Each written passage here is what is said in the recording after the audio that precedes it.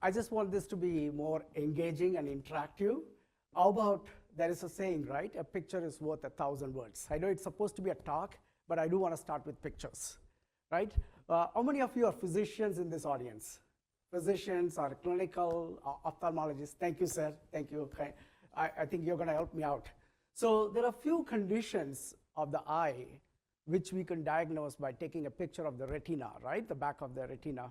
And let's play a game. How do we identify this? How do we identify this by using the power of AI? By the way, the talk is going to be termed Simple Mobile AI Retina Tracker for Equitable Eyecare and Healthcare. This is the most important thing we want to pay attention is the word healthcare, because we're going to take retinal pictures to study the general health of the body, and I'll explain you how. Before I go to that, I'm going to start playing with a small game. This was an app developed by a student who was, when he started this project when he was in grade 4. And by grade 7, he went on to win national level science fair competitions, including awards from the Office of Naval Research from the US Navy. And this is one of his apps. He developed about 40 applications. This is one of the app. So what we're going to do is, this app is called Ocul AI. Ocula means eye, and then AI is the using of AI. So we're going to, I think, sir, if you don't mind, can you please tell me your name, please? Yes, go on. Thank you, sir. I'm going to request you to help me out. So we're going to take some, first we'll look at a normal fundus. Anyone can pick one of these images, 1, 3, 4, 5, 22, anything. Just say, blurt out a number, let's be fast. 5, okay, let's go take a 5. And when we put in this app, you see the speed. The app will immediately read the retinal fundus image, and it will give us what it is. Oh, this is a normal fundus. And the time it took to make this diagnosis, I hope it will be somewhere there. Let me see if I can see the metrics. So, and let me do another one, yeah? Let's do one more. Let's do another picture. This time we'll take, Dr. Goan is going to help us. We'll take this diabetic retinopathy. So pick a number, please, sir. 2, that's 3, diabetic retinopathy 2. I'm going to see what it happens. And in fact, it has identified with about 100% confidence interval, 100% confidence that this is in fact diabetic retinopathy. And this happens, the image you load into this, it's a web browser. And the thing is, you can do this in any device as long as it is connected to the internet. You can use your own phones or any device for that matter. And you could do this for a number of ocular conditions. Now, I'm not going to belabor it. I'll just take a couple more conditions, and I will start with, anyone pick a number, please? 4, glaucoma 4, let's do this. And of course, the doctor could tell us whether it is in fact glaucoma. And again, it has diagnosed with an accuracy of 100%. So what we did is, like this, we now have tested 1.5 million retinal images. And we have come to an accuracy more than 99%. And I'll explain how this all things have started. So this is a good time to start my talk. So the bulk of the work was initially started by Ramya over here. She's now a high school senior at Carnegie Vanguard. And Kavin was the one who developed the application. Ramya did the AI work. And this all started with COVID. When they are locked in the house, they don't know what to do. So we put them in Python programming and AI classes, which really helped. And then the reason is they wanted to start a science fair project. And the idea was we want to take a project which is very important. 2.2 billion people across the world have some form of vision dysfunction. It could be a simple wearing an eyeglass correction, or it could be serious illnesses like diabetic retinopathy, glaucoma, macular degeneration, and things like that. The only solution is the early detection. And a lot of these things, vision loss, can be corrected. It's personal for me because my own mother lost eyesight. Due to diabetic retinopathy, and that was one of the fundamental things which motivated my children to really focus on this. And just for instance, I was talking to an ophthalmologist in India. If someone gets cataract in India, in some of the rural villages, the life expectancy is just less than 1 year. But if you remove their cataract, if you correct it, they get to live 20 years. The cost of doing a cataract surgery in India is less than $20. So by just spending $20, you can give 20 years of life to a person. It's as simple. Now the question is, why it's not happening? And then we found out there's about one state alone, there was called Uttar Pradesh, there was 13 million people are waitlisted to be seeing or getting a cataract surgery. So you can actually see in India, there are mobile clinics. You can take a van and go and do cataract surgery on a morning and come back home. Ophthalmologists do that. So it is possible to prevent this illness, correct these illnesses, and give life to people. And so we thought this is very important. But the ophthalmologist availability is scarce. There are, we actually surveyed a village, in my own village. 99% of the people have never seen an eye doctor in their life, never seen an eye doctor, because the closest eye doctor they have to go is about 100 miles. And so we want to use technology to change this situation, right? So that is the whole concept of why we came up with this. Why could we do this is, the beauty is, I talked about eye care. Let's focus on the health care. If you look carefully, the anterior part of the eye is transparent, which is a blessing, because we can see the posterior part of the eye non-invasively. And if you look at the retina is just a nexus of blood vessels and the nerve endings, rods and cones. The beauty is the blood vessels in the eye are a sample of the entire cardiovascular system. The rods and cones are a sample of the entire nervous system.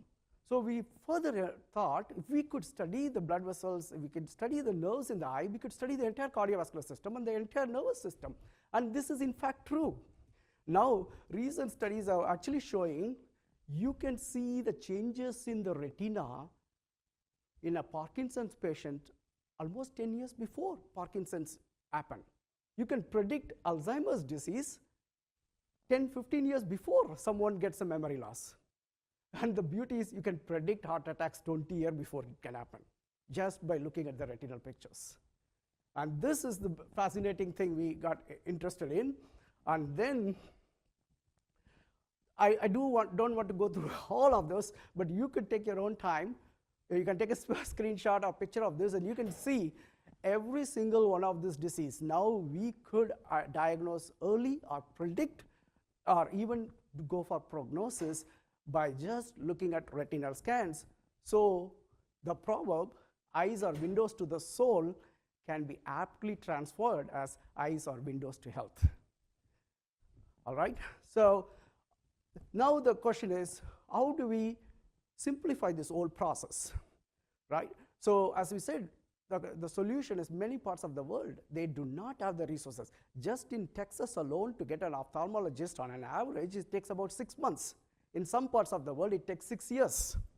And there are many parts of the world, close to 60% of the population in the world live in a place where they have to at least go 100 miles to see an ophthalmologist.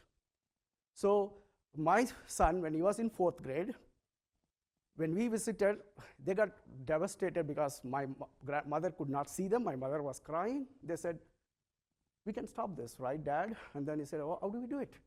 Okay, why don't we make a mobile application so we can use this to screen people? Ophthalmologists are not going to go to the rural parts of all over the world, but mobiles exist. The same village where there is no ophthalmologist, today there is a tea shop and he's giving receipt using a QR code.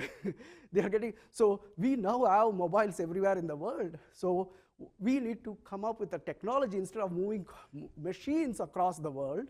He said, we can take the mobile technology, provide it to the people, take the AI to the people, and that's the whole point of this research or our initiative. So it is primarily both my kids, I challenge them to take and provide all the support. Luckily, we were able to collaborate with about 600 doctors from 23 countries, so that we want to see how we can integrate this technology, how we can take it to the world. So the first thing, our ultimate goal is to develop, the key word is free, universally accessible AI-powered application for early detection accurate classification and precise staging of not only ocular diseases and systemic diseases. Therefore, we can revolutionize eye care and revolutionize healthcare. And I'll go through each objectives as we go. The first thing is we need to be able to diagnose multiple ocular conditions. The second thing is we need to be able to differentiate between them accurately. And even more further is we should be able to assess the severity of the disease. And then we should do it in a way it is comparable, or if not even better than a clinician or an ophthalmologist at the point of care.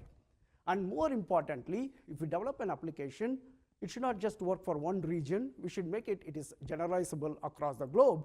That is the most important part, so that we can scale this application. And above all, we are committed to provide this completely free.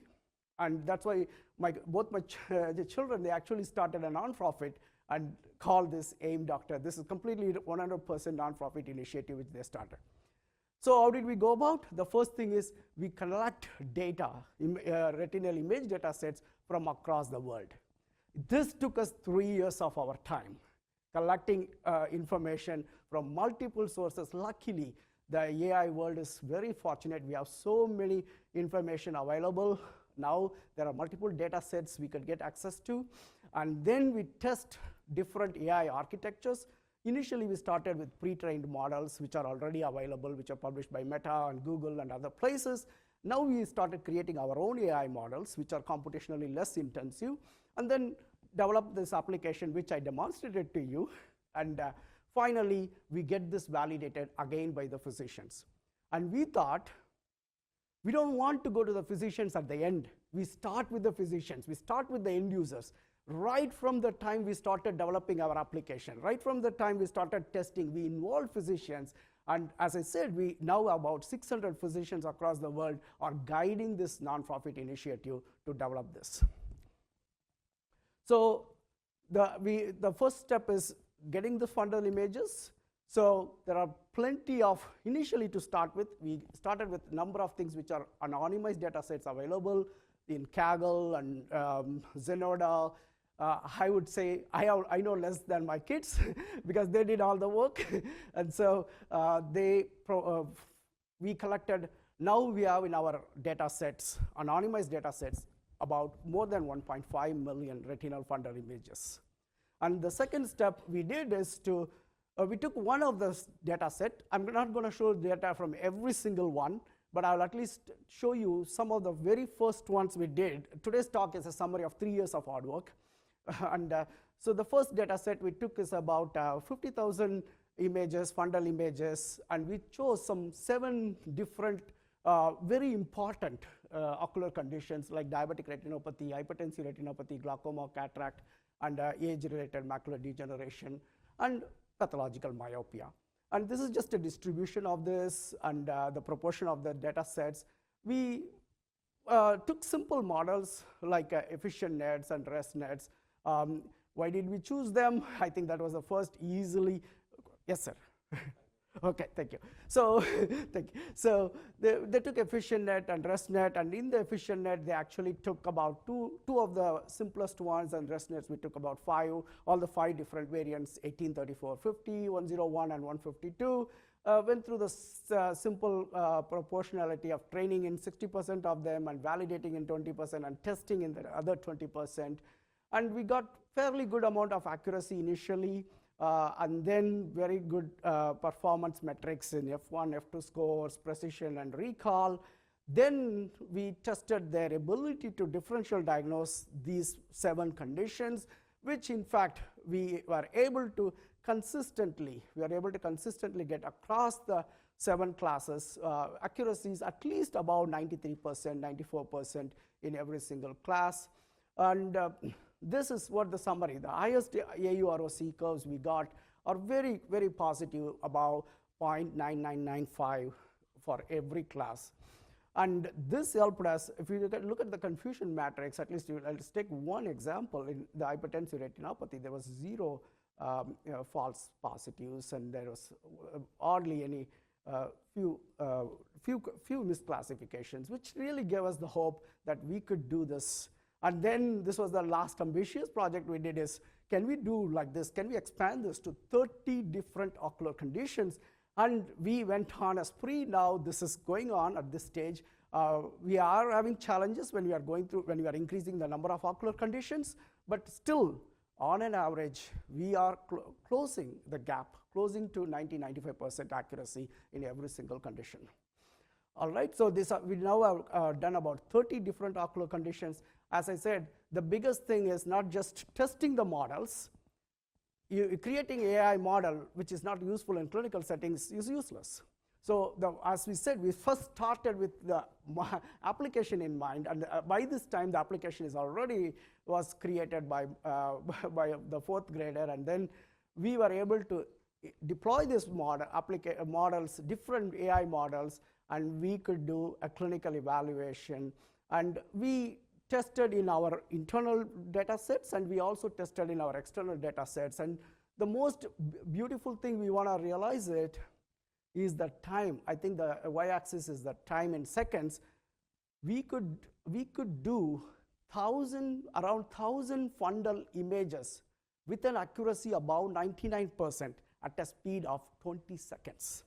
In 20 seconds, 20 to 25 seconds, we can read 1,000 retinal images with an accuracy above 99%. So without sacrificing the accuracy, the speed was quite enormous. And of course, here is an example. We are still now working on the different staging of the disease to assess the severity. We are at least in the staging, it's much more difficult because the stages are really very subtle changes exist between the stages. At least we have above 80 to 85% in most of the cases.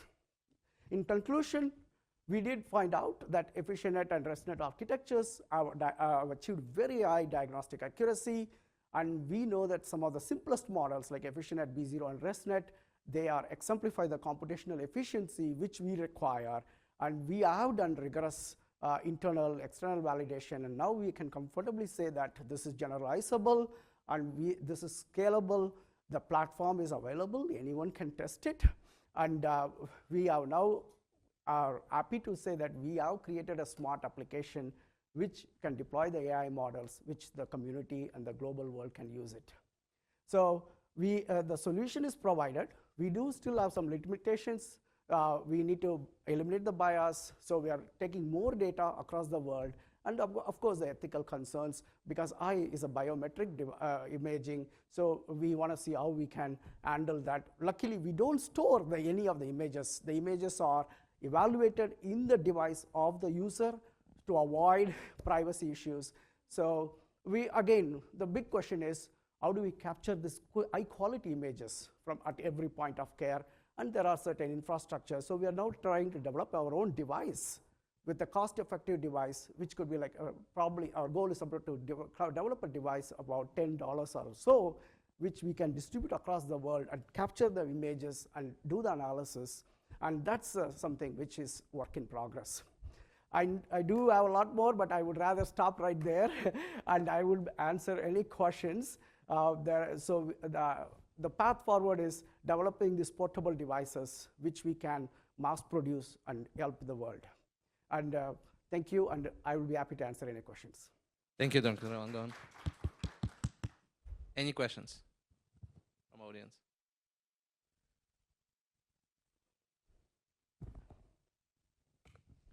For assessing the neurological conditions that you mentioned with the rods and cones, are you expanding this beyond fundus photos to OCT? Absolutely. We haven't done the work on OCT. We have so far, as I said, with our limited resources, this is a non-profit initiative. So far we are working only on fundal images, but definitely OCT would be the way to best analyze neurological conditions. We don't have the infrastructure yet. That's something we would love to get in. Thank you. I actually have two questions. Yes, ma'am. Thank you for this exciting presentation. Thank you. The first question I have is, in one of the initial slides, you showed infectious diseases and correlation with the vasculature and the impairment in the eye. I don't understand that relationship. Very good. I would love to hear that. So, the second question is, maybe I missed this. You talked about detection. is there predictability associated as well into this, what you've built? Predicting the disease? Yes. For example, glaucoma or retinopathy, is there a predictive layer as well inbuilt, or is that the next plan? Okay, let me answer the first question. Inflammation, infection is, where do they travel? The immune cells, they travel through the blood. So diabetes, why it causes changes in the blood vessels? Because of the sugar, causes vasculature changes. So infections, in fact, and there are certain infections which actually are predilection for eye, but if there is any infection, we always have an immune response, and there is any immune response, the immune response uses the blood vessels to travel. And eye is very richly supplied by blood vessels. Yeah, absolutely, absolutely. Regarding the second question about prognosis and prediction, yes, if we have a temporal images of a person, this is the next exciting thing we are looking at.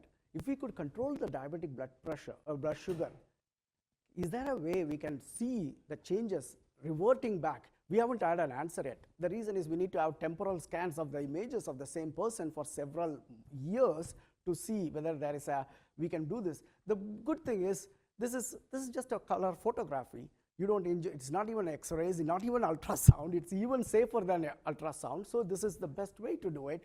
So we think we are excited about the possibility. As always, the thing is, good quality data gives you good results.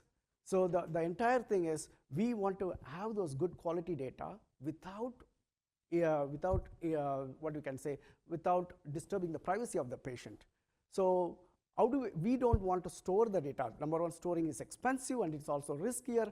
So we are figuring out, can we incorporate in a international collaboration, hospital-oriented way, whether the physicians can do this temporal profiles without us knowing the data of the patients, and we can still get the results at least. So this is something which we still don't know how we can collect the data over a period of time. We are now getting images of a particular time, particular stage, and we are doing the analysis. I think the ultimate question to see prognosis or predictability is to get a serial time point images. Thank you, Dr. Elangovan. Thank you so much.